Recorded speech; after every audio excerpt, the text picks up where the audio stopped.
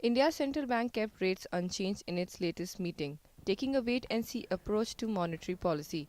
Governor Raghuram Rajan said the RBI is still needed to assess the impact of unseasonal rains which have damaged crops across north and western India.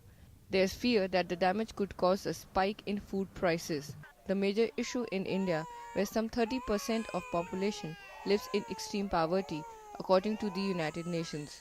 There has been also very little transmission so far from the rate cuts that we effected at the beginning of the year and in March.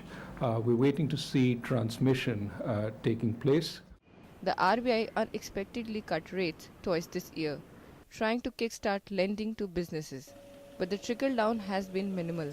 As of last week, none of India's five largest banks had lowered lending rates, according to Capital Economics, and just 4 of 47 major banks have adjusted rates. Today's decision was widely expected, but that does not mean it was without its critics. We are disappointed that the RBI has not been little more aggressive. Our studies show that they had some amount of leeway to cut repo rates as well as maybe SLR. But by keeping them static, they are not allowing the economy to get stimulated, as is the need of the day. By not reducing the rates, the central bank has put pressure on banks to pass the benefits of previous two cuts on to consumers. The central bank also kept the reserve repo rate and cash reserve ratio steady.